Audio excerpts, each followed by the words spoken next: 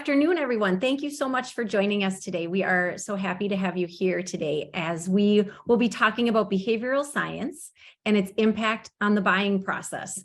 Before we get started, we've got a couple housekeeping items to take care of. First, this event is being live captioned by 3Play Media. To access those live captions, just click the closed caption icon in the Zoom dashboard at the bottom of your screen. And then second, we will have time at the end of today's webinar presentation for questions. So please feel free at any point throughout the discussion today to drop your questions into the Q&A box, also in the bottom Zoom dashboard at the bottom of your screen. Thank you again for joining us. My name is Bridget Ling. I am the Director of Marketing at RAZR. RAZR is a marketing technology company headquartered in Minneapolis, Minnesota, and we leverage three primary tools, one being behavioral science. And we have our own configurable technology platform and strategy and creative services teams to influence consumer decisions in the financial services, healthcare, and consumer packaged goods industries. I am excited to introduce today Lynn Neal, Global Practice Officer at RAZR. Lynn spent 33 years at Procter & Gamble, applying behavioral science to consumer markets. Lynn has over 20 years working with Fortune 500 companies and over 1,400 brands, helping harness the power of behavioral science to increase shopper conversion and sales. Here at RAZR, Lynn works in our Cell Check division, utilizing behavioral science to help optimize performance marketing creative. Lynn, thanks for being here. I'll pass it over to you. Well, thanks a bunch, Bridget. I appreciate it. And thanks to all of you for joining us today. I can promise that the content we have today is going to be interesting, engaging, informative, actionable, and we're going to have a little bit of fun along the way. Our agenda is pretty simple. The first thing we're going to do is just pause and kind of level set a little bit on the idea of behavioral science, and importantly, how our human operating system works and how it affects us day in and day out, and affects our shoppers day in, day out. Second, this is where we're going to spend the meat of our time, is we're going to talk about these three principles that are affecting the buying process amongst your shoppers right now, and we might be able to make some adjustments to make it work even harder. What we will commit to do in each one of these is letting you understand the principle, showing you some examples, and then making sure we answer the question of, so what? You know, what do I do with this and how do I act upon it?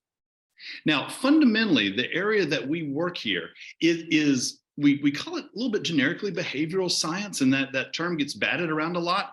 I want to let you know that our thinking here is really grounded in the foundational work done by Daniel Kahneman and his team. Now, Kahneman and his team won the Nobel Prize in Economic Sciences back in 2002. And they really discovered some things about how our minds work. And I love this quote from Kahneman: mental effort is relatively rare. Most of the time, we really coast. And what Kahneman and his team identified is that our human operating system, our brains, really operate in these two distinct profiles. The first is called System 1. Think of System 1 as your ready access memory. It's quick, it's going based on your habits, backgrounds, things you've experienced. And this operating mode of our brain works really fast and makes some intuitive decisions.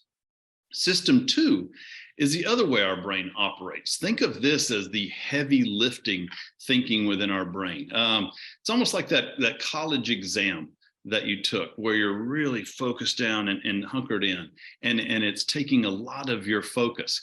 What Kahneman and his team identified was that up to 95% of our day in, day out decisions are made utilizing the System 1 portion of our human operating system.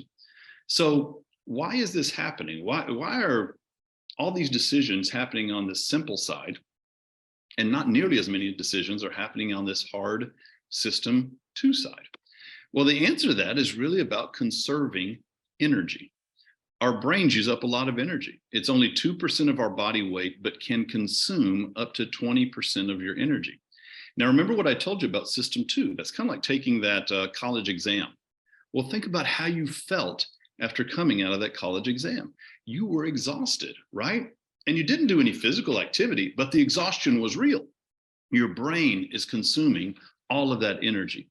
So without us even knowing it, our brain, our human operating system, is trying to push decisions over to this System 1 area. Now, it's easy for me to tell you about it. It's much more meaningful if you can experience it. So get ready. We've got a few audience participation items in this webinar. Now, we're not going to ask you to unmute or anything like that, but we really do want you to be involved and experience this. So what we're going to do is actually have you mouth out the answers to some of the things I flash on screen. And here's your task that each of you have. I'm going to flash up some words one by one, and they're going to come in pretty quick succession, but each word is going to be colored. What I'm going to ask you to do is mouth out the color of that word. Don't say the word, but the color itself, whether you have to whisper it or whether you can say it out loud, but play along here and actually say the color out loud. So if you see the word cat and it's in blue, I want to hear you say blue. This is going to go pretty fast. So here we go. Get ready to say those colors. You got them? Pretty straightforward. Here's another list we'll crank through. Remember to say the color.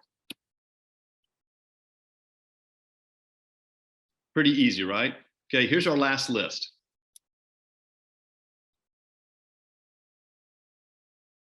That was different, wasn't it? If you played along, you had trouble with that third list. Now let's talk about what's actually happening here cognitively and how System 1 and System 2 thinking come into play. The list that you see over there on the left, that is called a neutral condition list. So as we've all grown up and come through life, we're familiar with the word cat, but never have we had to mentally associate cat with the color blue. So as your brain is exposed to each one of these stimulus moments and you're having to say the color, your System 1 brain has it pretty easy. Blue, red, green, red, yellow, blue. No association, no real conflict, completely neutral. This middle column is called a consistent condition. It's where there's actually a match between what you're seeing and what the task is on what you're saying. So red, blue, yellow, blue, green, red. If we were timing you guys as a group, you'd actually found that you were a few milliseconds faster. Now, let's talk about our problem column. What's happening over here on the right? This is called an inconsistent condition. So, I mean, you realize it now, but without you even thinking about it, over the course of your lifetime, you have defined those 5 letters together, G-R-E-E-N, as the color green.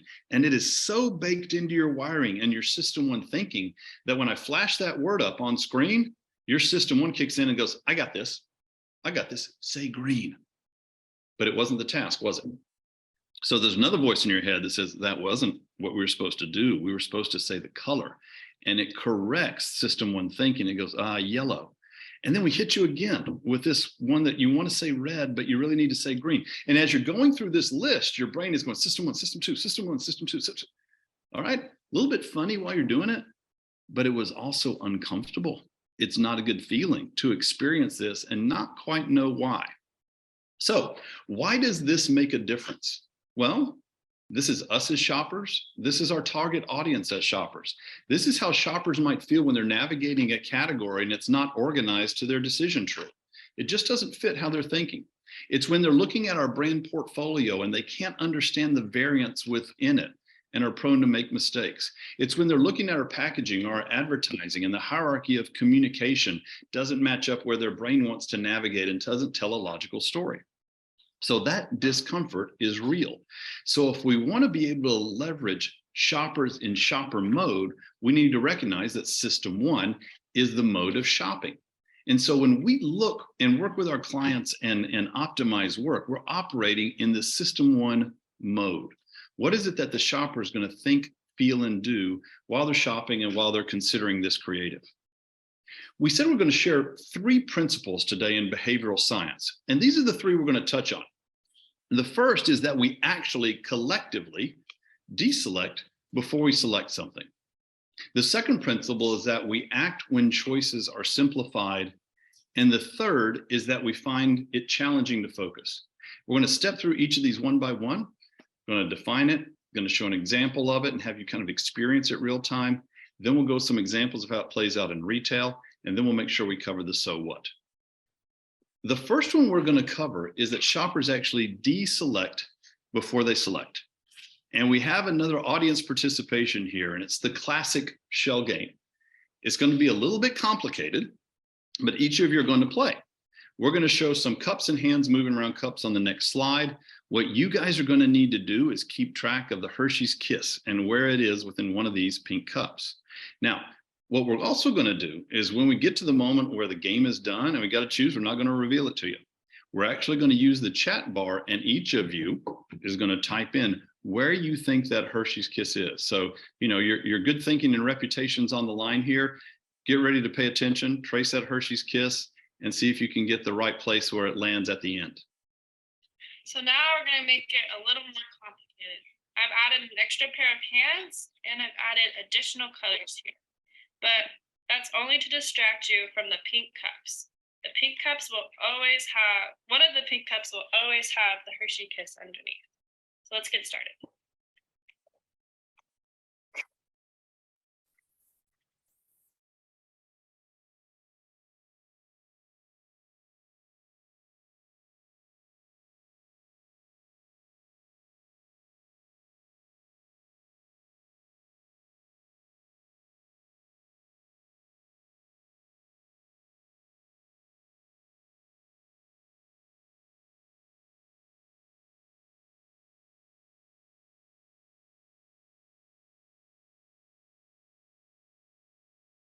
That was a lot of movement.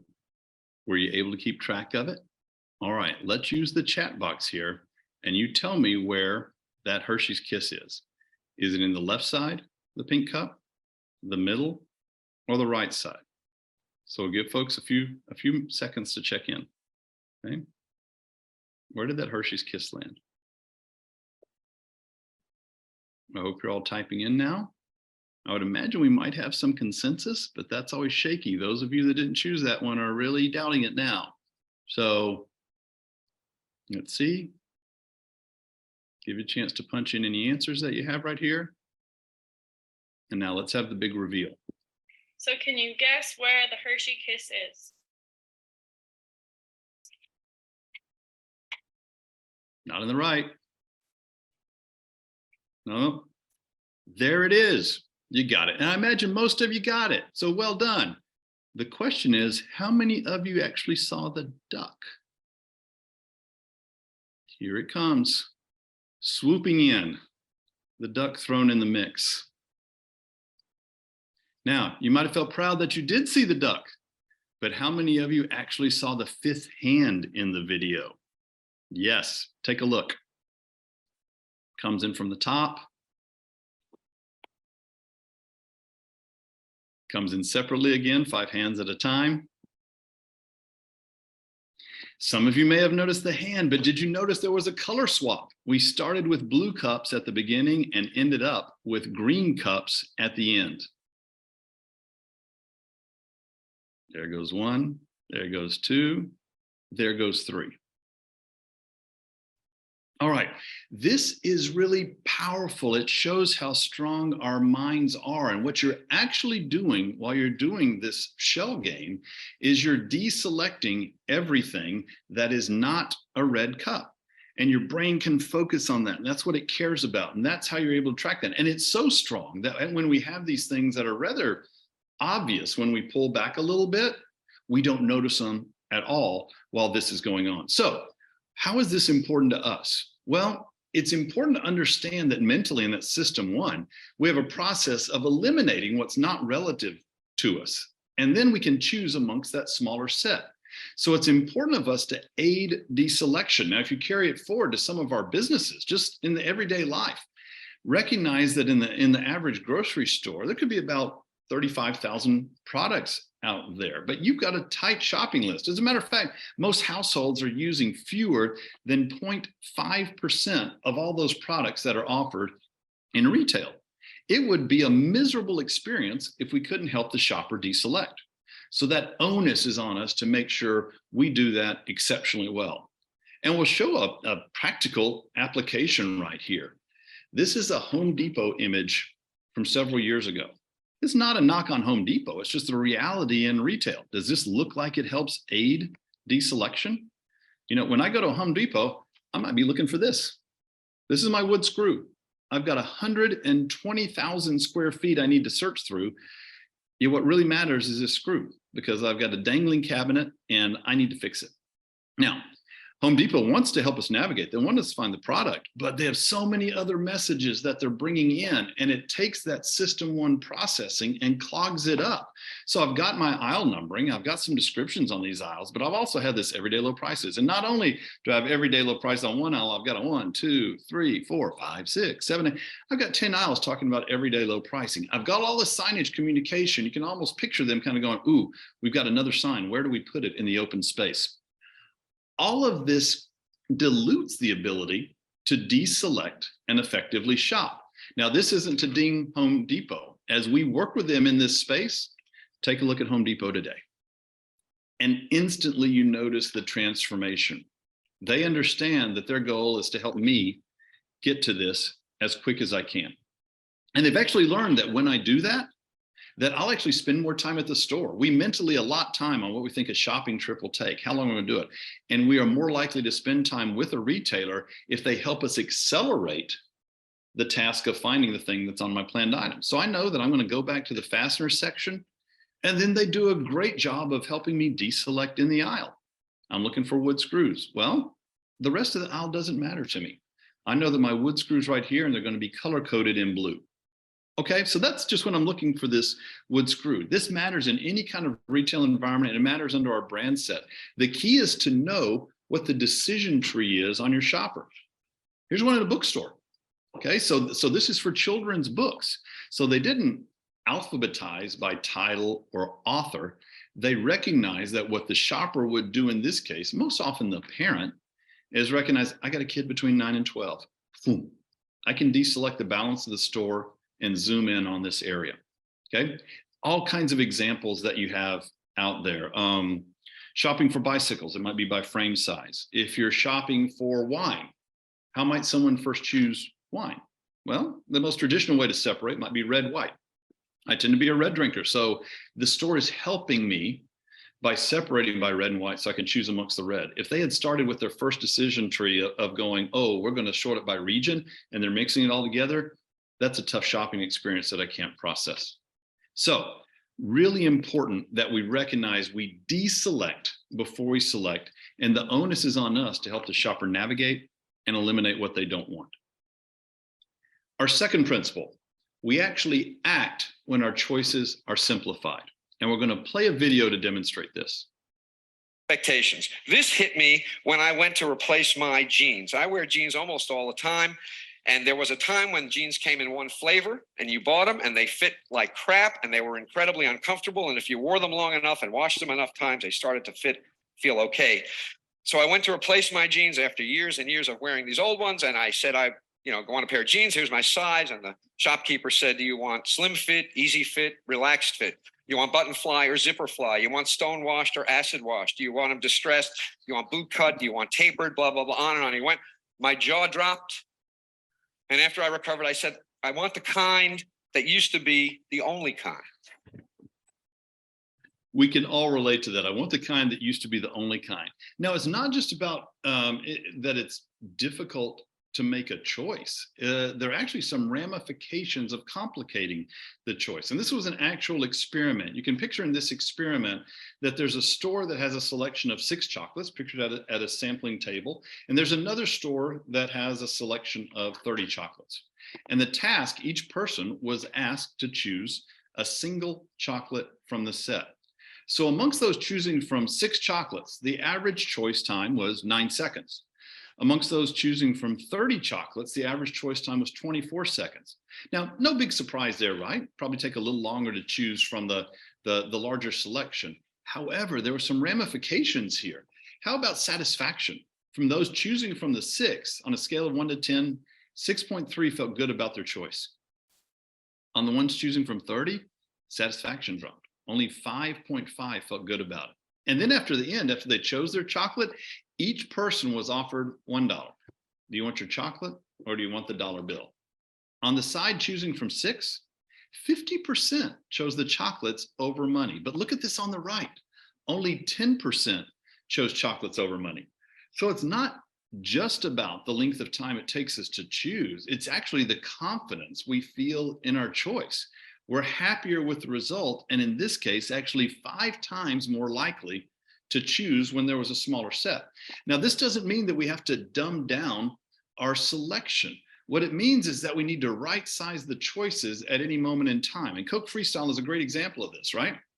There could be 1,000 permutations they can do in a Coke Freestyle. And if that was the task of pick from these thousands, we'd just be shut down. It would take even longer than it does right now to go through it. But what Coke Freestyle does is they manage the choice set. So when I first walk up to a Coke Freestyle, I'm a Dr. Pepper guy. Boom, I can hit the Dr. Pepper button, and then it brings me to a choice set that is manageable in my system when processing, and it feels very easy stepwise. So we actually don't have to dumb down the selection set. When we are faced with too much choice, like this really complicated menu, see, we have compensating behaviors in our mind to handle this, and you've all experienced them. So the first thing is we might try to narrow a choice.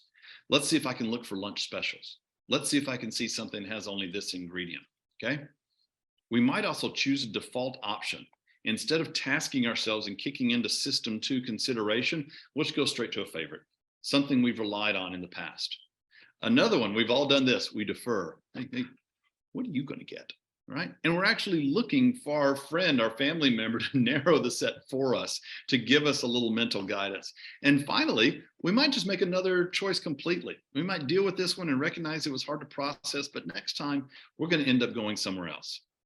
So, second principle, we act when choices are simplified. The onus is on us to make sure we curate those choices for a better experience. Our third principle, we find it challenging to focus. And we're going to have another audience participation task here. We're going to do this in our minds, but I am actually going to put some simple math in front of you. And I want you to do the adding in your mind on each one of these, okay? So here we go. First one, 9 plus 3. 27 plus 72. 358 plus 647. 7,291 plus 2,836. All right. Now, I wasn't expecting all of you to get those. As a matter of fact, I'm sure you didn't. And I imagine when the first two showed up, you went click, click, got it. And you're feeling pretty confident. Then all of a sudden you saw numbers adding up. There's something that happened during that process. Even though I asked you to add those numbers up, there was a little voice in your brain, your human operating system, that said, don't do it. He's not going to test us. He's going to come back to this. We're all on mute. And your brain said, don't invest the energy to add these numbers. So you kind of bailed, all right? And you probably didn't even try on the one where we're adding 4 figures. Well, how does this matter to us with our brands and in the retail environment? When someone's shopping in System 1 mode, this might as well be calculus. Recall that our brain is constantly trying to simplify.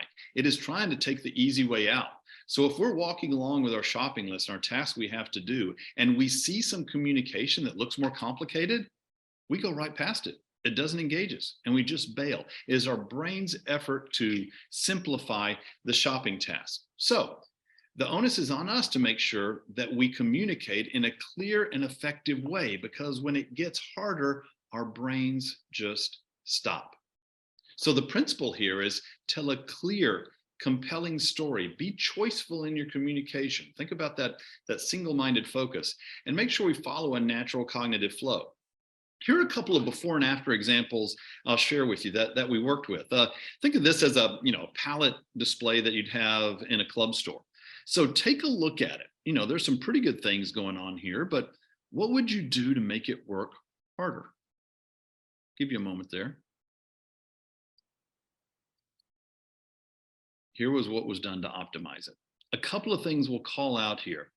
We utilized this bold beauty visual and actually broke the plane on that top area. That little discontinuity can cause a trigger to someone to look over. So that little discontinuity helps. There was definitely a prioritization of communication. We're drawn into savings, like being drawn into win. There was actually a coupon available over in the display on the left, but it was really relegated to this parity communication. We ended up upping that communication level. And then there were a couple of great features about this new product, but they were being hidden. We had a nutrition, we had a better taste, and then we associated a visual with each one of those. So without being able to get into the details of the results, the palette on the right, double digits performance better than the palette on the left. Here's another example. This is a real example from Miracle-Gro. This was an execution that they did in Home Depot. It's really a great merchandising device. Levitates above the plants and has Miracle-Gro motivating you to do more. What Miracle-Gro want to do is optimize it and make sure that the year following, they can increase their performance per square foot. So take a look at this one. What do you think? What are some opportunities to make it work even better? Here's the after. A few key choices made right here in the optimization. They had some extra graphics and visuals going on. Now their intent was try to communicate, the foliage and environment you might get, but what they actually do is they end up distracting from their core message here. So this is a priority of messaging and hitting on these core elements that make a cognitive difference. First, we want to register the brand on Miracle-Gro, but strengthening this headline with share-worthy growth and giving it visual priority. Notice how they use post-worthy before. Well, post can be a little cognitively confusing, has dual meanings. The intent here, the insight, is that you want to have plants that are so great, you can't help to share them. Now, it might be online, but it might just be with your neighbor or with your family. A third thing here is really making the benefit visualization pop. And in this case, that's the bouquet result that you get out of using Miracle-Gro. They were a little lackluster on the first one. What we wanted to do is really have that difference pop and know that only Miracle-Gro could deliver this. The last thing was in the call to action. If you look on the left, you might not even be able to read it. It's in a little low contrast white text. It also suffers a bit from what they call halation, where white text ends up reflecting light, gives it kind of a softer edge, makes it harder to read. So streamline the call to action and made sure that we could register it in the proper hierarchy. Again, double-digit growth over the previous year. Same space. You know that Miracle-Gro felt good about it. Home Depot felt great about it as well. They're making their space more productive. So, third principle, we find it challenging to focus, tell a clear, compelling story with a natural cognitive flow. So we've covered three key principles here. Remember the shell game. Shoppers are deselecting before they're selecting. Our brain is really strong at trying to tune out the things that don't matter. So let's help them deselect so that they can navigate quicker, whether it's in the retail environment or within our brand. The second principle, we act when choices are simplified. So remember the video on the blue jeans and remember the results from the chocolate test. Less usually is more. Let's curate our choices so that we're working within that System 1 framework and our brain says, this is easy. I can make this choice. And we know when they make that choice, they're going to feel better about it. The third principle is challenging to focus. You guys did the math test, and even when asked, our brains start kind of shutting down and saying, this is going to take too much energy. So when we're doing our communication, our packaging, our advertising, let's make sure we have a clear, compelling story. So 3 behavioral science principles that can be directly applied to drive sales. Now, Bridget, I actually think we have a little extra time here. And if we have time for Q&A, then I'm all game. We do, yes. Thank you, Lynn. I love this topic. We do have time for Q&A, and we have a couple questions that have been sent in already, but if there are any additional, drop them in now and we'll get to a few of those as well. The first question is, you talk about deselection with the Home Depot navigation work. How do shoppers also navigate by brand? How does that work? Okay, well, we talked about how we cognitively had trouble with the colors and everything, but when things matched up is really simple. We all have these little memories in our mind, and includes all the investment that brands, take to build their equity. So stored in our memories are these pictures of brands, and some of the brands' equities are so strong they actually represent categories. When you see Tide, whether you're a Tide user or not, you think laundry. You see Cheerios, you're going to get cereal. Heinz ketchup, for example. So a couple of ways that we can use that as navigation. When I see a brand like that, like one of those signpost brands on an end cap, it sends a signal to my brain that that's likely what I can expect down that aisle. Now, let's say the end cap is nondescript, or I don't know. We've all done it before. We're walking through the store, we got our cart, and we'll peek down an aisle. And a lot of times we usually look kind of to the center of the aisle. And what we're doing is we're looking for navigational help. We'll use that center of the aisle to kind of go, what brand is there? And we'll actually use that to cue us whether we're on the right aisle. So let's say that I'm shopping for Grey Poupon mustard. When I look down that aisle and I see Heinz ketchup, it's not going to convert me to Heinz ketchup, but I know I can go down that aisle and I'm going to find Grey Poupon. Great navigational device. Interesting. Here's another question. You shared the chocolate example, and you noted that the 6 chocolates outperformed the 30 chocolates. Is there a magic number or a sort of a threshold? Hmm. Um, it- I'm going to give an "it depends" answer. We know that fewer is better, and a number of studies have shown that you can radically reduce a planogram set before the shopper realizes that it's reduced. It's one of those things that if you have what I want and you help me find it, you've got a great selection. As a matter of fact, we know Target, for example, as a retailer, gets a lot of credit for having a great selection and everything. When the fact is they have a very curated selection. What they do is they end up giving great prominence to the ones that a lot of shoppers are buying, and so it's easier to find, it's faster to shop, so they get credit for having a great selection. No real magic number, and it can kind of depend on the category set. So in health and beauty, you can't probably narrow that set, but what you can do is help someone chunk the information. So if they, let's say in skincare, they shop by brand, so there's L'Oreal, there's Olay, there's others, help them segment, get to that brand first. Within that brand, they can narrow down to which shelf or which line they use, and now all of a sudden in a very quick manner, they're down to a choice set that they can work with. Send signals with your packaging of what they mean. Are your variants clear? Can someone look in an instant and understand which flavor they're getting within a brand, and so that they narrow down in that choice and desirability? That might be 5, 6, it might be 10, but if you get that mind into a space that it's a manageable choice set, it makes the choices much easier. Right. That's great. There's one last question here. How does this transfer to digital presence?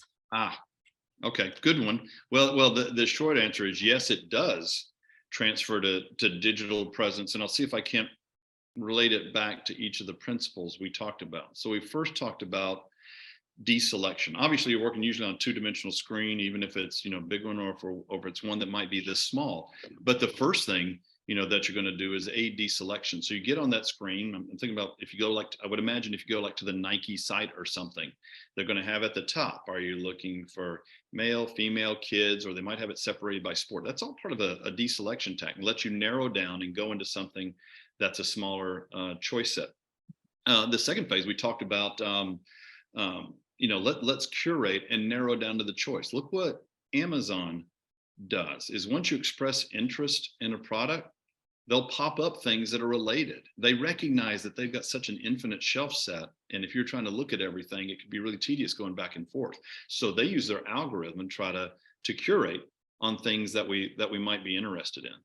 And then in the last piece on simplicity and how do we actually get someone to make a choice, that communication still matters in the digital environment. When we have social ads that are quickly just trying to inspire us to engage, that message is very clear and straightforward. You don't want to be interrupted by this long text here. They'll just use a real striking visual, try to establish your interest. Whether you have a banner ad, there's clear priority of communication. It goes all the way down to your PDP pages. As a matter of fact, we're doing a lot of work in that space to help brands optimize their PDP pages, because that's your store within this retailer, and all of the principles that we talked about here and a few others apply to make sure it's working as hard as possible. We did get a few more questions, and I think we've got time for one more. Can you talk a little bit about how these principles apply to healthcare? Oh, fantastic. No, they do apply on healthcare. I mean, think about some of the complications that you have on people making choices on what they're doing. And all the way, if I back it out on who's going to be, what's my best source of care? How do I choose amongst that group? Once I'm within that care profile, how do I take the inputs and the communication that I'm getting? Everyone's able to do a lot of research on the kind of care and advice they're getting. A lot of people come in with some points of view on what they think their diagnosis is and how. And so we're navigating through all of that information, including any of the collateral material that might come from the drug provider, the healthcare provider. There are a number of different choices that we have that would cause that exact same dynamic of communication in sorting through and making a logical choice. You carry that all the way down to OTC, and it's very relevant, on the choices we have on how we aid deselection and narrow into a tighter choice set. So very relevant in the communication, actually very relevant at the macro level when we're making the choices on our provider and course of action. Well, that's great. Thank you. That is all the time we have today. If you have additional questions or want to chat with Lynn further following this conversation, just shoot us an email at info@RAZR, RAZRHQ.com, and we'll get right back to you. Thank you again for joining us. We will be sending a link to today's presentation to all those who registered, so you'll be able to share that link as well with your network. We're so grateful to have had so many attendees today. Lynn, thank you so much. It was such a great presentation. I love this topic, so it was great to have you again. Thank Thanks, you, Bridget. everybody. Thank you, everyone. Take care.